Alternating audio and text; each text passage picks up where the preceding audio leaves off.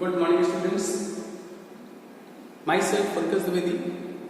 आज के इस वीडियो में क्लास 7 यूनिट 2 अलजेब्रा और टॉपिक जो है वो solution of exercise 7A exercise 7A की इस क्वेश्चन को सॉल्व करेंगे। और ये जो सॉल्यूशन है वो एस चांद पब्लिकेशन की बुक है, उसका सॉल्यूशन है। ठीक तो चलो बिना देरी किए हम स्टार्ट करते हैं exercise 6A question number 1। Question number 1, identify monomials, binomials and trinomials. Monomials क्या होते हैं इसको एक्सप्लेन करने के लिए मुझे ये बताना है, अगर कोई पॉलिनॉमियल सिर्फ एक टर्म रखता है, कोई अलजेब्रिक एक्सप्रेशन सिर्फ सिंगल टर्म रखता है, इट मींस मोनोनॉमिनल्स। अगर कोई अलजेब्रिक एक्सप्रेशन दो टर्म रखता है तो बाइनॉमिनल्स, अगर कोई अलजेब्रिक एक्सप्रेशन 3 टर्म्स रखता है तो ट्राइनॉमिनल्स, अगर मोर देन 3 रखता है तो उसको मल्टीनॉमिनल्स बोल सकते हैं। ओके, तो स्टार्ट करते हैं। क्वेश्चन नंबर 1 बताना है 2m plus 3m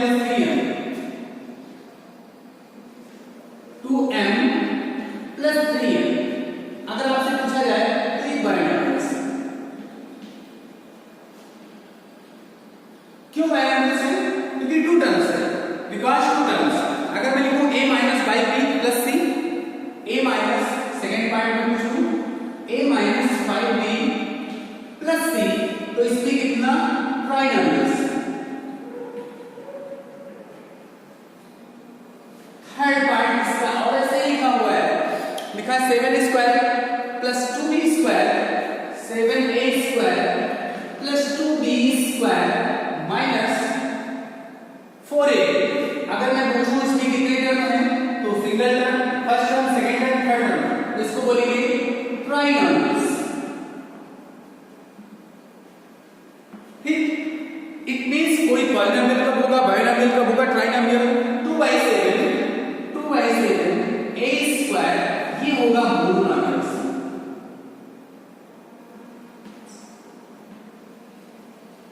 it means अगर single term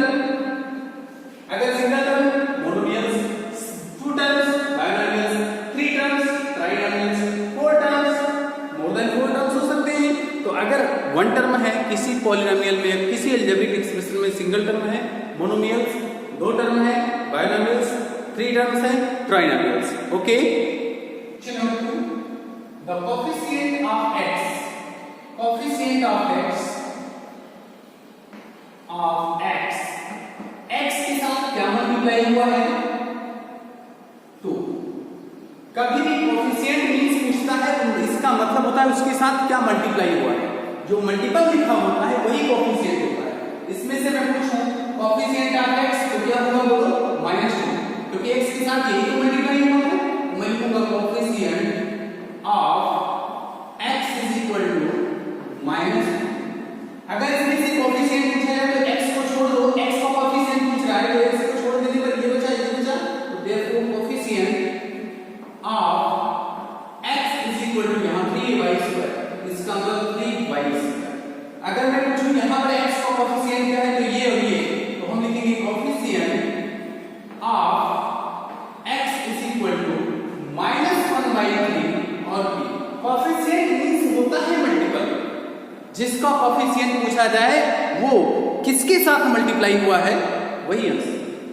coefficient x in this, तो हम लिखेंगे coefficient of x is equal to, x को छोड़ दिया जाए बाकी सब -6y²।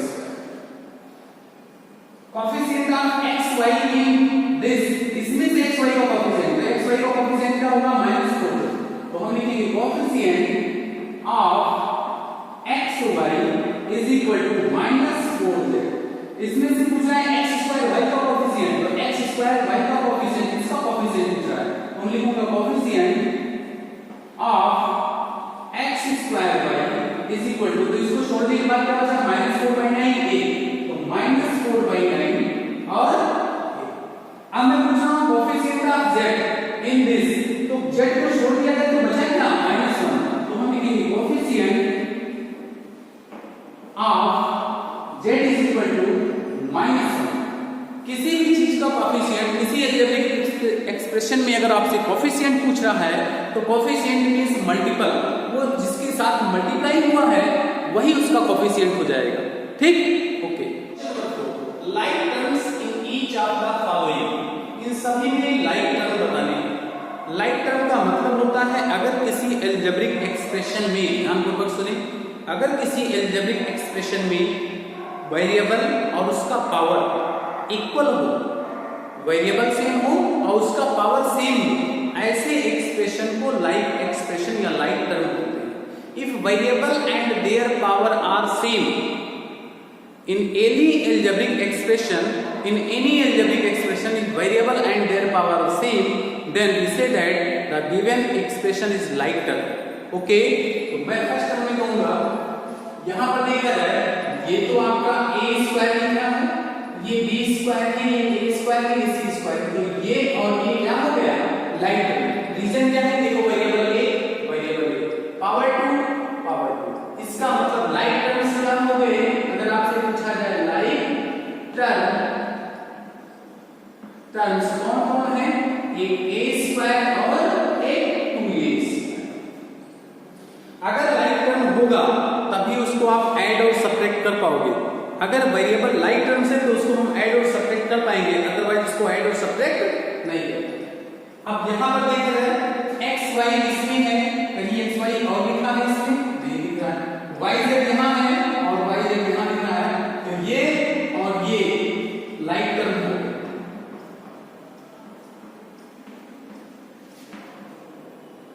yz and 2/7 यहां लाइक टर्म होने के लिए ये जरूरी है कि वेरिएबल और उसका पावर सेम होना चाहिए।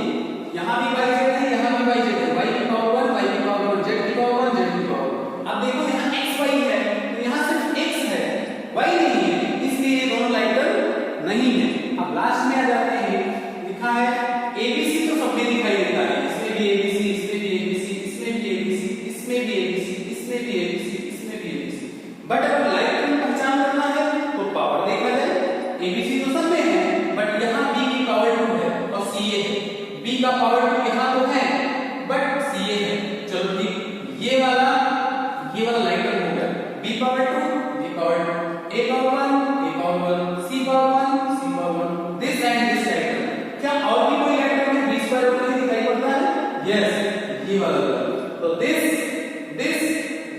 इज अ लाइक टर्म और अनलाइक टर्म।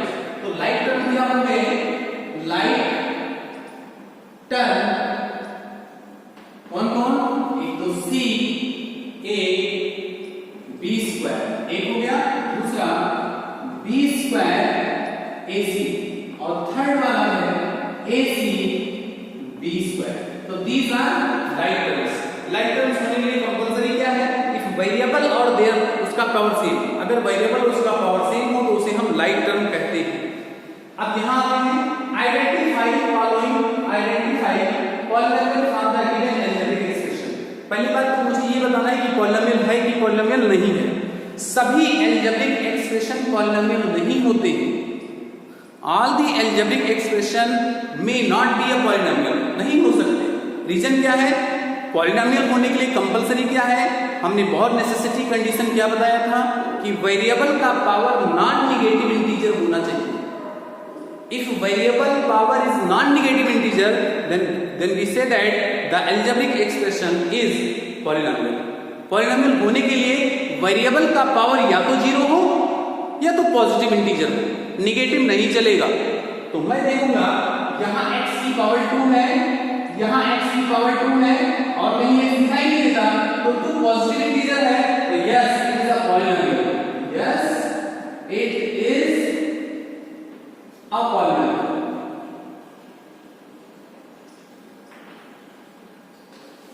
पॉलिनोमियल होने की कंडीशन क्या है, वेरिएबल का पावर पॉजिटिव इंटीजर होना चाहिए, या तो 0 भी हो सकता है, non negative integer, non means नहीं, नेगेटिव मतलब समझ रहे हैं, नॉन नेगेटिव इंटीजर -1 -2 -3 -4 -5 ये नहीं होना चाहिए, पॉजिटिव इंटीजर हो या फिर 0 हो। ओके, अब मैं यहां की बात करूं तो ये पॉलिनोमियल है कि नहीं है, आप कहोगे नहीं है। रीजन बताऊंगा, no it is not a polynomial. Reason क्या है? अगर इस x को नीचे से ऊपर ले जाते हैं तो x की पावर क्या हो जाएगी? जरा बताओ, माइनस होगा कि नहीं होगा? ये प्लस हो, इसको नीचे से ऊपर ले जाए तो 3x की पावर क्या हो जाएगी? माइनस। तो ये जो माइनस दिख रहा है नेगेटिव इंटीजर नहीं होना चाहिए, नेगेटिव इंटीजर नहीं होना चाहिए, तभी वो पॉलिनोमियल हो सकता, अदरवाइज पॉलिनोमियल नहीं हो सकता। तो इस डिनोमिनेटर वाले x को जैसे ही न्यूमरेटर में ले जाएंगे x की पावर माइनस हो जाएगा, इस x स्क्वायर को नीचे से ऊपर ले जाएंगे x की पावर माइनस हो जाएगा, इसलिए ये पॉलिनोमियल नहीं। अब आते हैं क्या ये पॉलिनोमियल है? यहाँ वेरिएबल क्या यूज हुआ बोलो? 1 a वेरिएबल है और b भी वेरिएबल है, बट वेरिएबल का पावर यहाँ कितना है? 3, यहाँ पर 2, यहाँ पर b का पावर, यहाँ पर 1 का पावर। तो मैं देख रहा हूँ कुल मिला के जितने भी वेरिएबल यूज किया गया है सबकी जो पावर है ना वो नॉन नेगेटिव इंटीजर है, इसलिए yes it is a polynomial. Yes it is a polynomial. ठीक, yes it is a polynomial. क्यों पॉलिनोमियल है? जितने भी वेरिएबल यहां पर यूज किया गया है वेरिएबल का पावर नॉन नेगेटिव इंटीजर है तो ये पॉलिनोमियल। अब इसको जरा सोचा जाए, अगर इस x को नीचे से ऊपर भेजा जाए तो यहाँ x स्क्वायर माइनस x की पावर नीचे से ऊपर जाएगा तो क्या हो जाएगा? माइनस, और x की पावर जहां माइनस को दिख गया not a polynomial, not a polynomial. तो पॉलिनोमियल होने के लिए क्या जरूरी है बेटा? पॉलिनोमियल के लिए होने के लिए कंपलसरी है कि वेरिएबल का पावर नॉन नेगेटिव इंटीजर होना चाहिए, इंटीजर ही होना चाहिए, फ्रैक्शन नहीं होना चाहिए। अभी और बहुत स्पेशल कंडीशन हो सकती है आपसे पूछने के लिए, बट वो 9th क्लास में है। जैसे मैं कहूं क्या ये पॉलिनोमियल है तो आप कहोगे क्या ये पॉलिनोमियल है? तो नो। रीजन क्या है? x की पावर यहां कितना आ जाएगा? 1/2 प्लस 5। तो यहां 1/2 जो लिखा है वो फ्रैक्शन में है, इंटीजर नहीं है, इसलिए पॉलिनोमियल नहीं है। पॉलिनोमियल होने के लिए जरूरी है कि वेरिएबल का पावर नॉन नेगेटिव इंटीजर ना तो नेगेटिव हो और नेगेटिव नहीं होना चाहिए और इंटीजर होना चाहिए, नॉन नेगेटिव इंटीजर होना चाहिए। Okay, right the degree of the following polynomial. Degree आपको डिफाइन करना है, डिग्री क्या होती है। डिग्री मैंने इससे पहले जो वीडियोस बनाया है प्लीज उसको एक बार फुल लेंथ देख लीजिए, काफी कुछ इस एक्सरसाइज को आप खुद से कर लेंगे। अगर इससे पहले वाला वीडियो आपने देखा होगा फंडामेंटल ऑफ द अलजेब्रा, जिसमें variable, constant, like term, unlike term, algebraic expression, kinds of polynomial, degree, coefficient, इन सब चीजों को एक्सप्लेन किया है। अगर उस वीडियोस को आपने देखा होता तो शायद एक्सरसाइज खुद आप खुद से ही कर लेते। ओके, तो देयरफॉर अगर आपने नहीं देखा है तो उस वीडियोस को आप मेरे चैनल पे जाकर के देख सकते हैं कि फंडामेंटल ऑफ अलजेब्रा के बारे में कुछ एक्सप्लेन किया है, वहां देखना है आपको। यहां बताना right the degree of the following polynomial. आपको डिग्री बताना है, एक बार मैं फिर से बताता हूं। डिग्री होता क्या है? वेरिएबल की जो सबसे बड़ी पावर होती है वही उसकी डिग्री हो जाती है। अब पॉलिनोमियल 1 वेरिएबल में भी हो सकता है और 2 वेरिएबल में भी हो सकता है। अगर 1 वेरिएबल में है तो जो सबसे बड़ी डिग्री होगी वही पॉलिनोमियल हो जाएगी, डिग्री हो जाएगी। सबसे बड़ा पावर होगा वेरिएबल का, जो सबसे बड़ा पावर होगा वो उसका डिग्री होगा। अब मैं देखूं यहाँ वेरिएबल सिर्फ x ही है और x की पावर यहाँ 2 है, x की पावर यहाँ 4 है। सॉरी, फर्स्ट पार्ट में यहाँ 4 लिखा हुआ है डिग्री डिफाइन करने में, x की पावर 4 ये 4 है। अब मैं आपसे पूछूं इसकी डिग्री क्या होगी, तो डिग्री आप बताओगे वो हो जाएगी 4। क्यों? x की पावर यहाँ 2, x की पावर यहाँ 4, बहुत बड़ा 4 हो गया। यहाँ मैं डिग्री पूछूं तो डिग्री आप देखोगे p है, यहाँ पर वेरिएबल p, यहाँ वेरिएबल p, यहाँ वेरिएबल, यहाँ 2 पावर, यहाँ पावर 3, यहाँ पावर 8, तो डिग्री क्या हो गया? 8। यहाँ 2 वेरिएबल यूज हुआ है, यहाँ 2 वेरिएबल यूज हुआ है, तो मैं अगर इसको ऐड करूं 2 + 3 तो क्या हो जाएगा? 5। यहाँ 1 + 2 = क्या होगा? 3। तो 5 बड़ा होता है कि 3 बड़ा होता है? तो 3 + 2। तो यहाँ पर अगर मैं पूछूं डिग्री क्या होगा तो बोलोगे 5। रीजन m की पावर 2, n की पावर 3, तो 2 + 3 = 5। अगर पॉलिनोमियल आपका 2 वेरिएबल में है तो दोनों ही वेरिएबल की पावर को ऐड कर दें। दोनों ही वेरिएबल की पावर को ऐड कर लें और जो सबसे बड़ा पावर मिल जाए वही उसकी डिग्री हो जाती है। तो यहाँ वेरिएबल m और n दोनों की पावर को ऐड किया तो 2 + 3 = 5 आएगा, 1 + 2 = 3 आएगा। इसमें वेरिएबल है ही नहीं तो ये 5 है ये 3 है तो डिग्री कौन सा हो गया 5 डिग्री हो गया। ठीक यहाँ वही काम करेंगे, यहाँ पावर 2 है यहाँ पावर 4 है तो 2 + 4, अगर 2 + 4 हम ऐड करते हैं तो यहाँ 6 आता है, यहाँ 1 + 2 ऐड करेंगे तो आएगा 3। अब यहाँ पर वेरिएबल है ही नहीं तो 6 और 3 क्या हो गया, डिग्री यहाँ जो मिल जाएगी वो होगी 60। ओके, अब नेक्स्ट इसको भी मैंने वो पहले से एक्सप्लेन किया हुआ है। अगर आप वीडियोस मेरा नहीं देखे तो कृपया मेरा इसके पहले का जो वीडियोस है अलजेब्रा से रिलेटेड उसको आप देख लें, जिससे काफी कुछ क्लियर हो जाएगा। हमने वहां पर बताया था kinds of polynomial. There are 2 types of polynomial on the basis of term, on the basis of degree. Term के बेस पे पॉलिनोमियल 3 टाइप का, मोनोनोमियल मतलब single term, binomial 2 term, trinomial 3 term. ठीक, यहाँ पर हमसे आ रहे हैं a binomial is an algebraic expression contains 2 variable none of these। अब बोलो बायनोमियल में होना क्या चाहिए 2 टर्म होना चाहिए, तो ये आपका ऑप्शन सही हो। कोफिशिएंट, कोफिशिएंट का मतलब भी बताया था मैंने मल्टीपल, जिसका कोफिशिएंट कहा जाए उसको छोड़ करके बाकी सारे टर्म लिख दो तो वो कहलाता है कोफिशिएंट। अब इस अलजेब्रिक एक्सप्रेशन में कोफिशिएंट इसका पूछा है x का, तो x को छोड़ा जाए तो इतना बड़ा आता है -6/7 तो हम लिखेंगे coefficient of x is equal to -6/7 q² और a। ये आपका कोफिशिएंट इज मल्टीपल, जिसका भी कोफिशिएंट कहा जाए उसको छोड़ करके जो बच जाता है ना मल्टीप्लाई के साथ, मल्टीपल के रूप में जो बच जाता है वही उसका कोफिशिएंट होगा। Which of the following is not a polynomial? कौन सा पॉलिनोमियल नहीं है ये मुझे बताना है। अब पॉलिनोमियल होने के लिए कंडीशन क्या है, अगर वेरिएबल है तो वेरिएबल का पावर या तो पॉजिटिव इंटीजर हो या जीरो, नेगेटिव इंटीजर नहीं चलेगा। ठीक, दूसरी चीज वेरिएबल का पावर फ्रैक्शन में भी नहीं होना चाहिए। अगर वेरिएबल का पावर फ्रैक्शन हो गया तो वो पॉलिनोमियल नहीं होगा, वेरिएबल का पावर नेगेटिव हो गया तो वो पॉलिनोमियल नहीं होगा। वेरिएबल होने के लिए कंपलसरी है कि उसका वेरिएबल का पॉलिनोमियल होने के लिए कंपलसरी है वेरिएबल का पावर मस्ट बी 0 और पॉजिटिव इंटीजर, ये जरूरी है। ठीक, तो मैं देखूंगा यहाँ वेरिएबल x यूज हुआ है, x की पावर यहाँ 3, यहाँ 2, यहाँ 1। ठीक, तो ये पॉलिनोमियल है।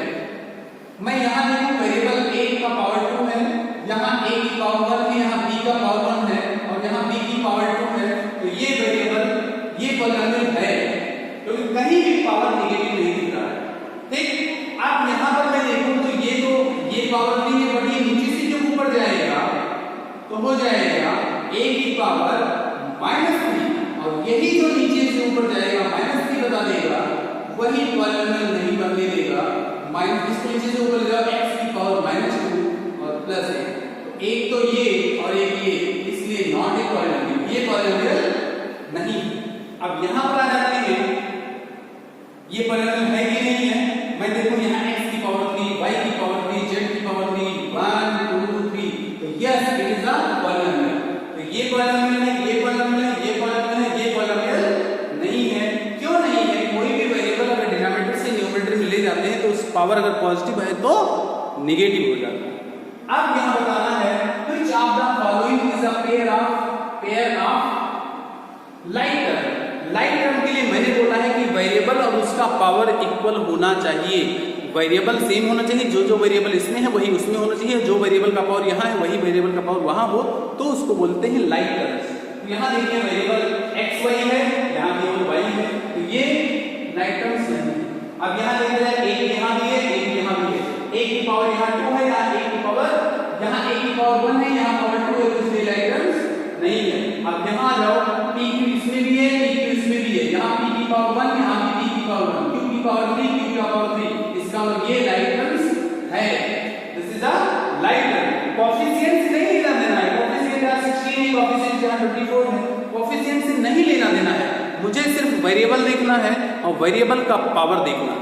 अगर ये दोनों इक्वल हो, समान हो, एक जैसे हो, तो हम कह सकते हैं ये लाइक टर्म्स हैं।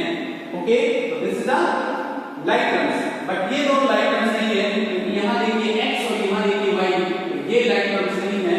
लाइक टर्म्स होने के लिए मैंने इसके पहले वाले वीडियोस में खूब अच्छे से एक्सप्लेन किया है कि अगर लाइक टर्म्स तब कहलाएंगे जब वेरिएबल और उसका पावर एक जैसा हो। The degree of the point 10।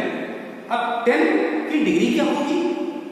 वास्तव में मैंने बताया था कि वेरिएबल डिग्री कभी दिखाई नहीं होता जब वेरिएबल का पावर हो। इसमें तो वेरिएबल दिखाई ही नहीं देता, तो क्या ये पॉलिनोमियल है या नहीं, ये कैसे एक्सप्लेन करेंगे? तो आप बताएंगे आप 10 इज इक्वल टू क्या 10 into 1 लिख सकते हैं?